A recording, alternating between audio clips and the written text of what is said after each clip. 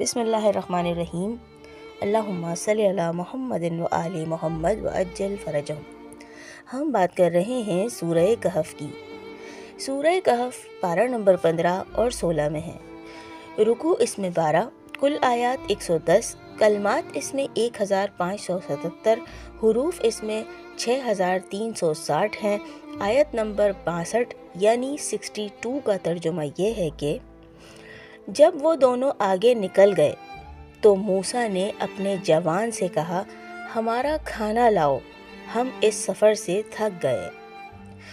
پھر جب وہ وہاں سے گزر گئے، ارشاد فرمایا کہ پھر جب وہ دونوں اس جگہ سے گزر گئے اور چلتے رہے یہاں تک کہ دوسرے روز کھانے کا وقت آیا تو جناب موسیٰ علیہ السلام نے اپنے خادم سے فرمایا کہ ہمارا صبح کا کھانا لاؤ، بے شک ہمیں اپنے اس سفر سے بڑی مشقت کا سامنا ہوا ہے، تھکان بھی ہے، بھوک کی شدت بھی ہے، اور یہ بات جب تک مجمع البحرین پر پہنچے تھے پیش نہ آئی تھی، اور جب منزل مقصود سے آگے بڑھ گئے تو تھکن اور بھوک معلوم ہوئی۔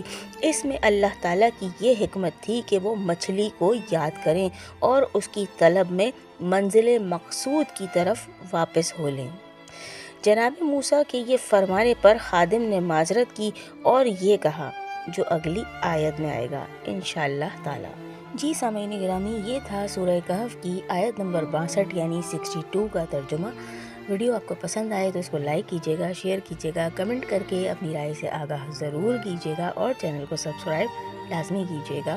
بہت جلد آپ سے پھر ملاقات ہوگی انشاءاللہ سورہ کہف کی مزید دوسری آیات کے ترجمے کے ساتھ۔ جب تک کے لیے اللہ نگہبان۔